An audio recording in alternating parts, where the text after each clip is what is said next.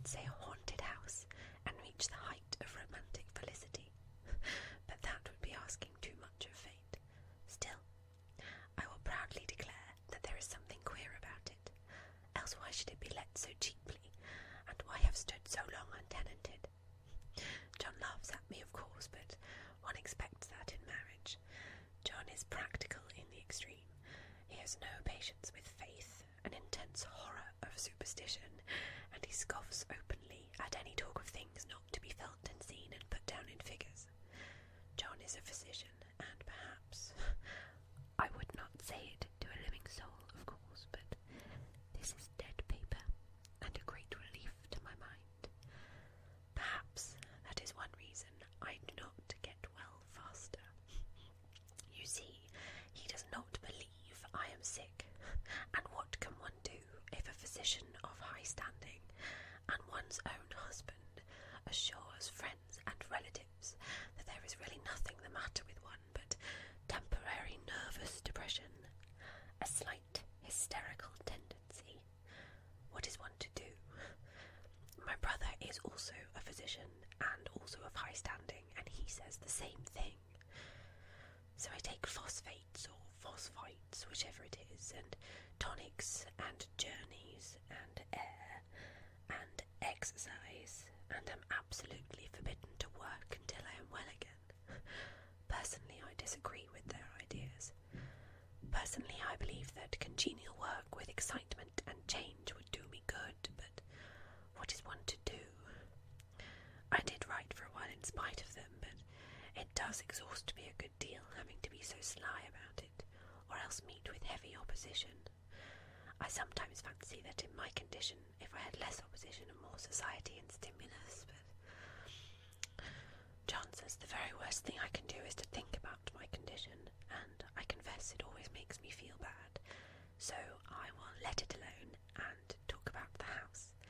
The most beautiful place. It is quite alone, standing well back from the road, quite 3 miles from the village.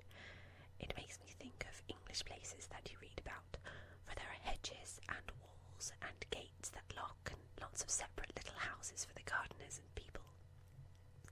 There is a delicious garden. I never saw such a garden, large and shady, full of box-bordered paths, and lined with long grape-covered arbours with seats under them. There were greenhouses too, but they are all broken now. There was some legal trouble, I believe, about something about heirs and co-heirs. Anyhow, the place has been empty for years, and that spoils my ghostliness, I'm afraid, but I don't care. There is something strange about the house. I even said so to John one moonlight evening, but he said what I felt was a draught, and shut the window. I get unreasonably angry with John sometimes. I'm sure I never used to be so sensitive. I think it is due to this nervous condition. But John says if I feel so, I shall neglect proper self-control. So I take pains to control myself, before him at least, and that makes me very tired. I don't like our room a bit. I wanted one downstairs that opened on the piazza and had roses all over the window, and such pretty old-fashioned chintz hangings, but John would not hear of it. He said there was only one window and not room for 2 beds, and no near room for him if he took another. He is very careful and loving, and hardly lets me stir without special direction. I have a scheduled prescription for each hour in the day. He takes all care of me, and I feel so basely ungrateful not to value it more. He said we came here solely on my account, and that I was to have perfect rest and all the air I could get. Your exercise depends on your strength, my dear, said he, and your food somewhat on your appetite, but air you can absorb all the time.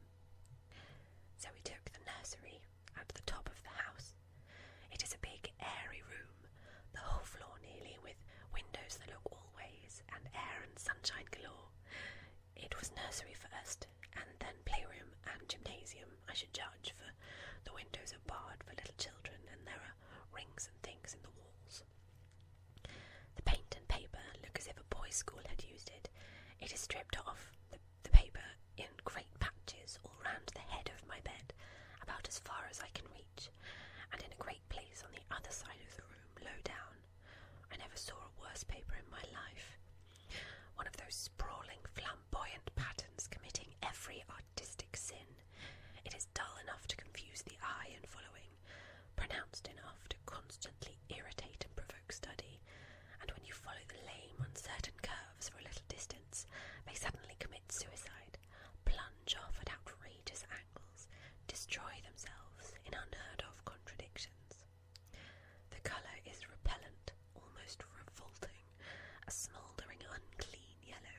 strangely faded by the slow-turning sunlight. It is a dull, yet lurid orange in some places, a sickly sulphur tint in others. No wonder the children hated it. I should hate it myself if I had to live in this room long. Oh, there comes John. I must put this away. He hates to have me write a word. We have been here 2 weeks, and I haven't felt like writing before, since that first day. I'm sitting by the window now, up in this atrocious nursery, and there is nothing to hinder my writing as much as I please, save a lack of strength. John is away all day, and even some nights when his cases are serious.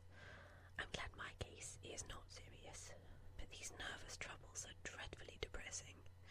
John does not know how much I really suffer. He knows there is no reason to suffer, and that satisfies him. Of course, it is only nervousness. It does weigh on me so not to do my duty in any way.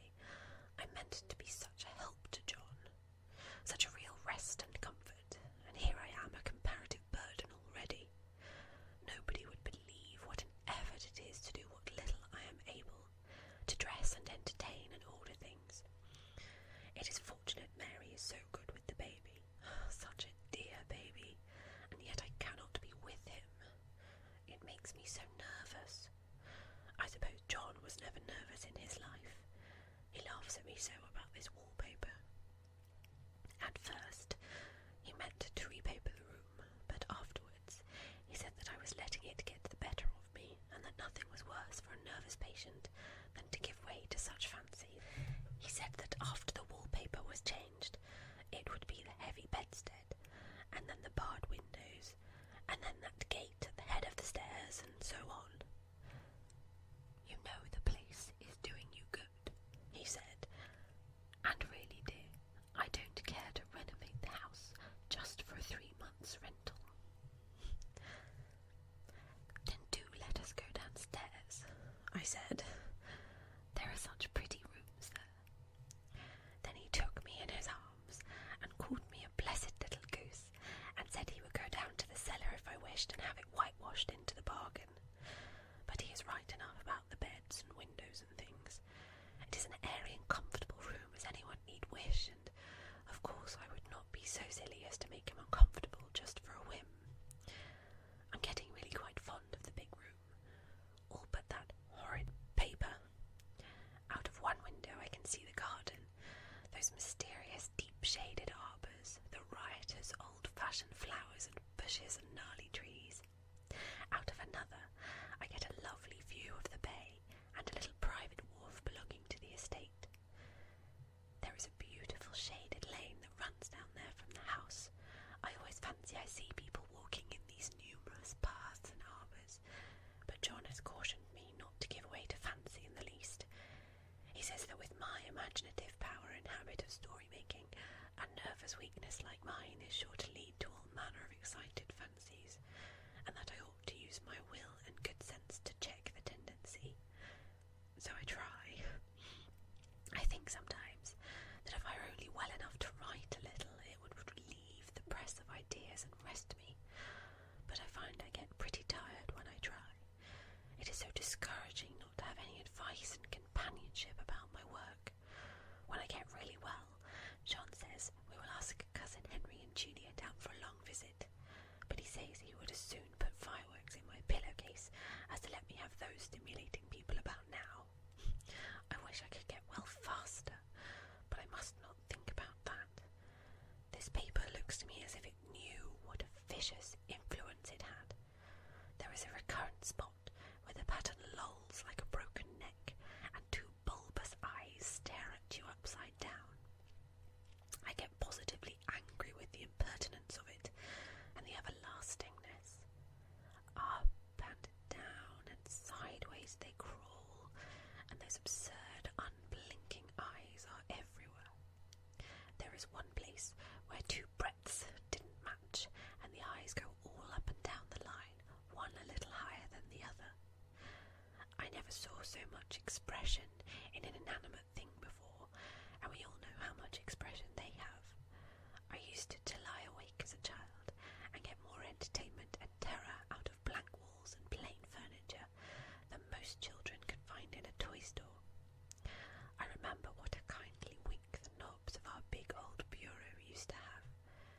was one chair that always seemed like a strong friend. I used to feel that if any of the things looked too fierce, I could always hop into that chair and be safe. The furniture in this room is no worse than inharmonious, however, for we had to bring it all from downstairs. I suppose when this was used as a playroom, they had to take the nursery things out, and no wonder. I never saw such ravages as the children have made here. The wallpaper, as I said before, is torn off in spots, and it sticketh closer than a brother. They must have had perseverance as well as hatred. Then the floor is scratched and gouged and splintered. The plaster itself is dug out here and there, and this great heavy bed, which is all we found in the room, looks as if it had been through the wars. But I don't mind it a bit, only the paper. Oh, there comes John's sister. Such a dear girl as she is, and so careful of me. I must not let her find me writing. She is a perfect and enthusiastic housekeeper, and hopes for no better profession. I verily believe she thinks it is the writing which made me sick. But I can write when she is out, and see her a long way off from these windows. There is one that commands the road, a lovely shaded winding road, and one that just looks off over the country, a lovely country too, full of great elms and velvet meadows. This wallpaper has a kind of sub-pattern in a different shade, a particularly irritating one, for you can only see it in certain lights, and not clearly then. But in the places where it isn't faded, and where the sun is just so, I can see a strange, provoking, formless sort of figure that seems to skulk about behind that silly and conspicuous front design. There's sister on the stairs. Well, the 4th of July is over. The people are gone, and I am tired out.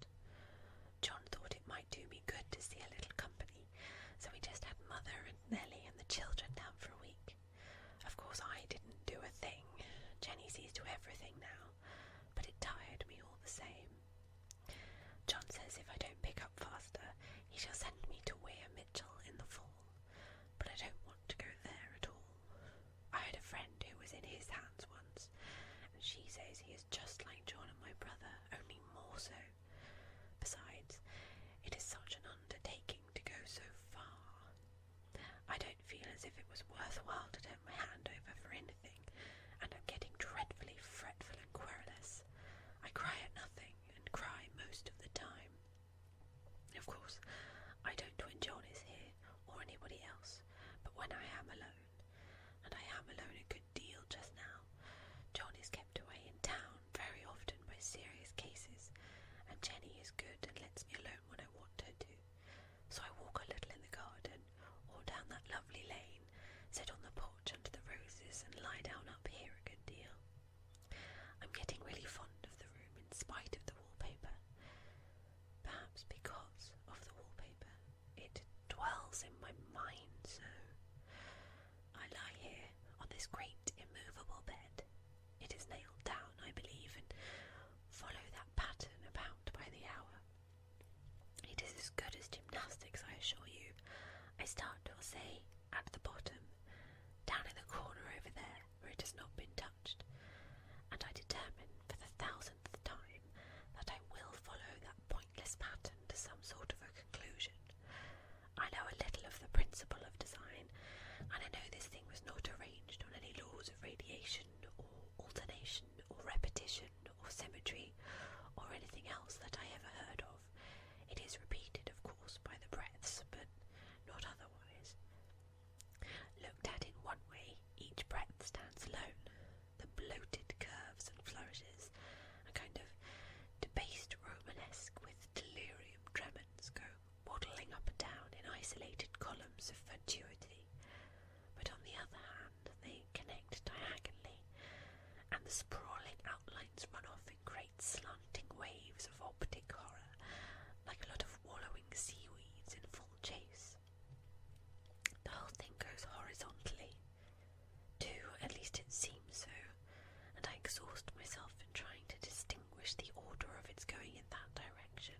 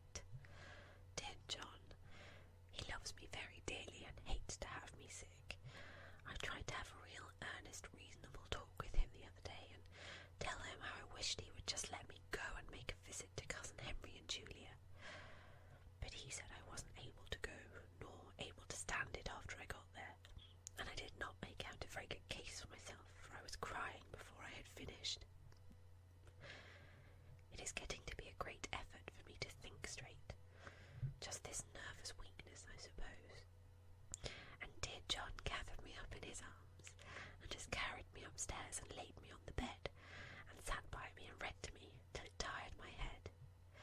He said I was his darling and his comfort and all he had, and that I must take care of myself for his sake and keep well. He says no one but myself can help me out of it, that I must use my will and self-control and not let any silly fancies run away with me. There's one comfort, the baby is well and happy, and does not have to occupy this nursery with the horrid wallpaper. If we had not used it, that blessed child would have. What a fortunate escape! Why, I wouldn't have a child of mine, an impressionable little thing, live in such a room for worlds. I never thought of it before, but it is lucky that John kept me here after all. I can stand it so much easier than a baby, you see. Of course, I never mention it to them any more. I am too wise, but I keep watch of it all the same. There are things in that paper that nobody knows but me, or ever will. Behind that outside pattern, the dim shapes get clearer every day.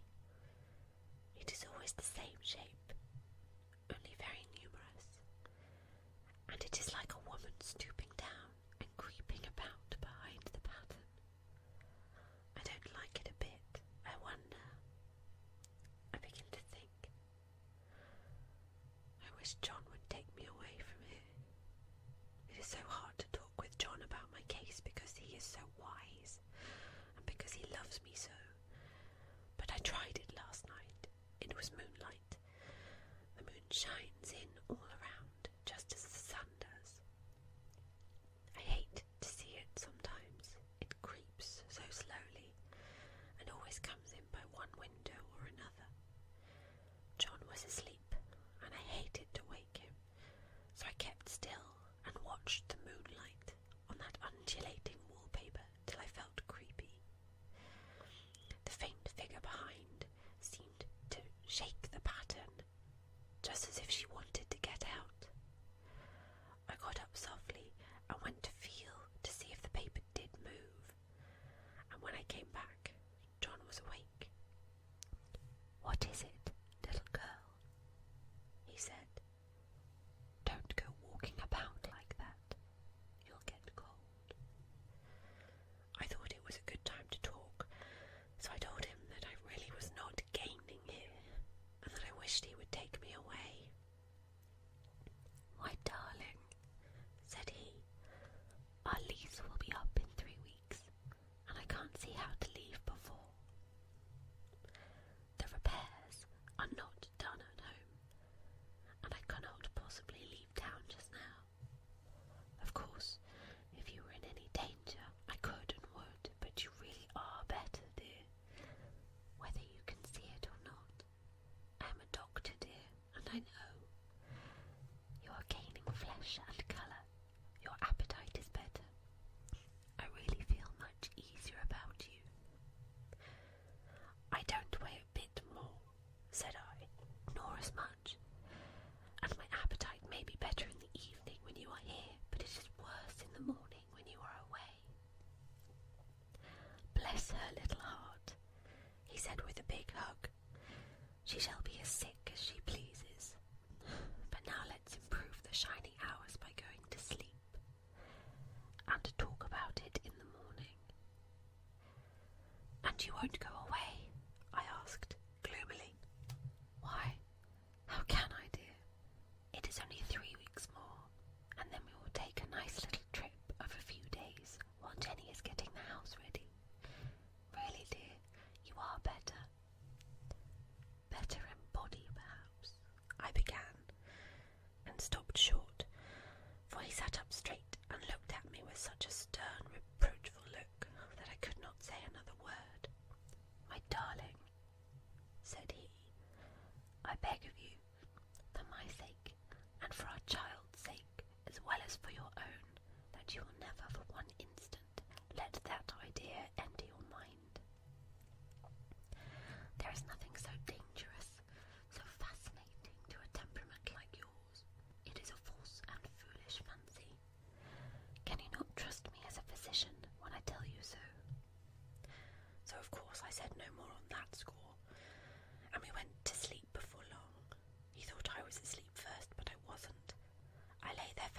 was trying to decide whether that front pattern and the back pattern really did move together or separately. On a pattern like this, by daylight, there is a lack of sequence, a defiance of law, that is a constant irritant to a normal mind. The colour is hideous enough, and unreliable enough, and infuriating enough, but the pattern is torturing. You think you have mastered it, but just as you get well underway in following, it turns a back somersault, and there you are. It slaps you in the face and knocks you down and tramples upon you. It is like a bad dream. The outside pattern is a florid arabesque, reminding one of a fungus. If you can imagine a toadstool in joints, and interminable string of toadstools, budding and sprouting in endless convulsions, why, that is something like it. That is, sometimes. There is one marked peculiarity about this paper. I think nobody seems to notice but myself, and that is that it changes as the light changes. When the sun shoots in through the east window, I always watch for that first long straight ray. It changes so quickly that I can never quite believe it. That is why I watch it always. By moonlight, the moon shines in all night when there is a moon. I wouldn't know it was the same paper. At night, in any kind of light, in twilight, candlelight, lamplight, and worst of all, by moonlight, it becomes bars. The outside pattern, I mean, and the one behind is as plain as can be. I didn't realise it for a long time, what the thing was that showed behind, that dim sub-pattern, but now I am quite sure it is a woman. By daylight, she is subdued, quiet. I fancy it is the pattern that keeps her so still. It is so puzzling, it keeps me quiet by the hour. I lie down ever so much now. John says it is good for me, and to sleep all I can. Indeed, he started the habit by making me lie down for an hour after each meal. It is a very bad habit, I am convinced, for you see, I don't sleep, and that cultivates deceit, for I don't tell them I'm awake. Oh no. The fact is, I am getting a little afraid of John. He seems very queer sometimes, and even Jenny has an inexplicable look. It strikes me occasionally, just as a scientific hypothesis, that perhaps it is the paper. I have watched John when he did not know I was looking, and come into the room suddenly on the most innocent excuses, and I've caught him several times looking at the paper. And Jenny too. I caught Jenny with her hand on it once.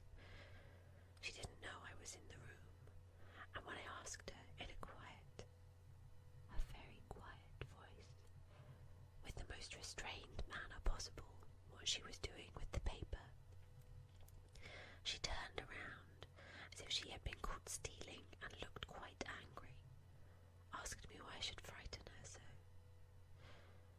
She said that the paper stained everything it touched, and that she had found yellow smooches on all my clothes and John's, and she wished we would be more careful. Did not that sound innocent? But I know she was studying that pattern, and I am determined that nobody shall find it out but myself.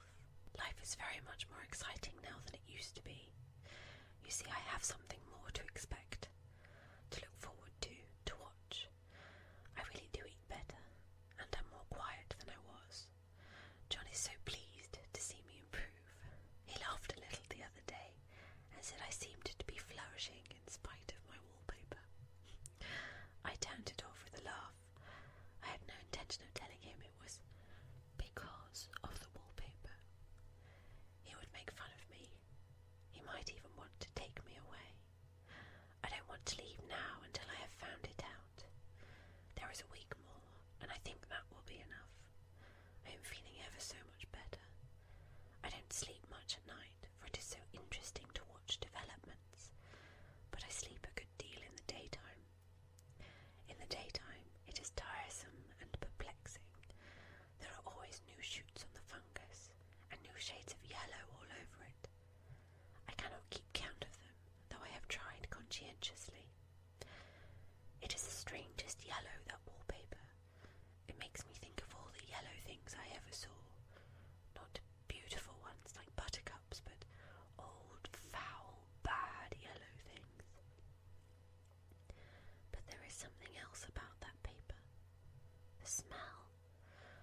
noticed it the moment we came into the room.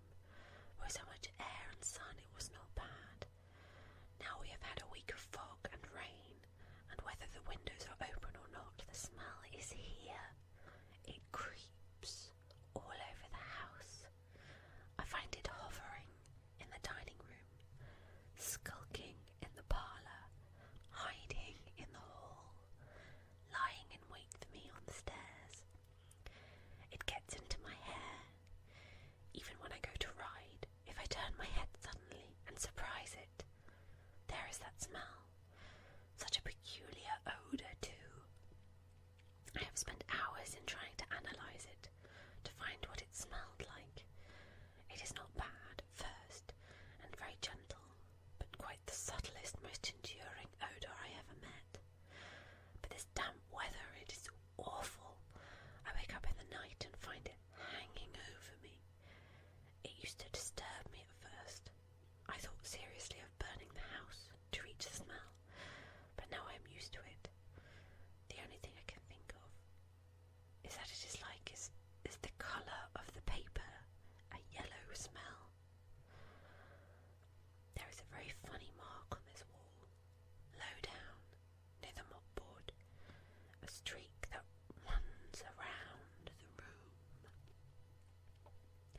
It goes behind every piece of furniture except the bed, a long, straight, even smooch, as if it had been rubbed over and over. I wonder how it was done and who did it, and what they did it for. Round and round and round, round and round and round. It makes me dizzy. I really have discovered something at last. Through watching so much at night when it changes so, I have finally found out. The front pattern does move, and no wonder.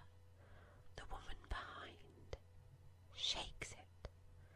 Sometimes I think there are a great many women behind, and sometimes only one, and she crawls around fast, and her crawling shakes it all over. Then, in the very bright spots, she keeps still, and in the very shady spots, she just takes hold of the bars and shakes them hard, and she is all the time trying to climb through. But nobody could climb through that pattern.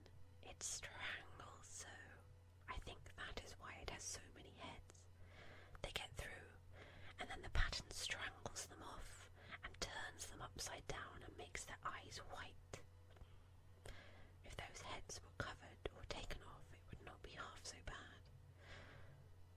I think that woman gets out in the daytime, and I'll tell you why.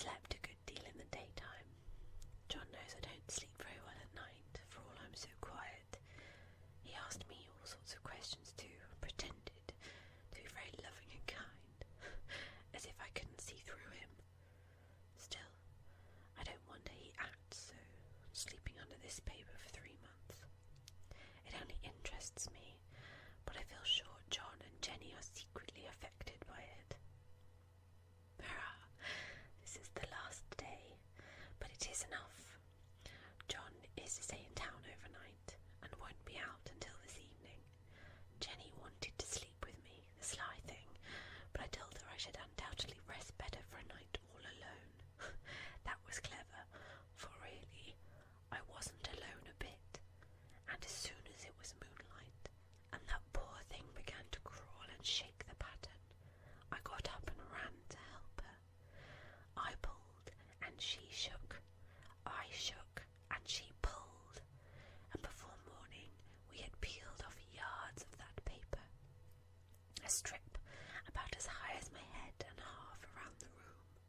And then when the sun came and that awful pattern began to laugh at me, I declared I would finish it today. We go away tomorrow, and they are moving all my furniture down again to leave things as they were before. Jenny looked at the wall in amazement, but I told her I did it out of pure spite at the vicious thing. She laughed and said she wouldn't mind doing it herself, but I must not get tired. How she betrayed herself that time. But I am here, and no person touches this paper but me. Not alive. She tried to get me out of the room.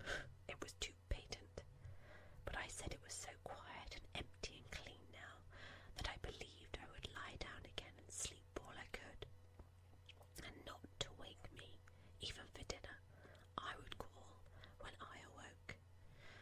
So now she is gone, and the servants are gone, and the things are gone, and there is nothing left but that great bedstead nailed down with a canvas mattress we found on it. We shall sleep downstairs tonight, and take the boat home tomorrow. I quite enjoy the room now it is bare again. How those children did tear about here. This bedstead is fairly gnawed, but I must get to work. I have locked the door and thrown the key down into the front path. I don't want to go out, and I don't want to have anybody come in till John comes. I want to astonish him. I've got a rope up here that even Jenny did not find. If that woman does get out and tries to get away, I can tie her. But I forgot I could not reach far without anything to stand on. This bed will not move. I tried to lift and push it until I was lame, and then I got so angry I bit off a little piece at one corner, but it hurt my teeth. And then I peeled off all the paper I could reach standing on the floor. It sticks horribly, and my pattern just enjoys it. All those strangled heads and bulbous eyes and waddling fungus growths to shriek with derision. I'm getting angry enough to do something desperate. To jump out of the window would be admirable exercise, but the bars are too strong to even try. Besides, I wouldn't do it, of course not. I know well enough that a step like that is improper and might be misconstrued. I don't like to look out of the windows even. There are so many of those creeping women, and they creeped so fast. I wonder if they all came out of that wallpaper as I did. But I am securely fastened now by my well-hidden rope. You don't get me out in the road there. I suppose I shall have to get back behind that pattern when it comes night, and that is hard. It is so pleasant to be out in this great room and creep around as I please. I don't want to go outside. I won't, even if Jenny asks me to. For outside you have to creep on the ground, and everything is green instead of yellow. But here I can creep smoothly on the floor,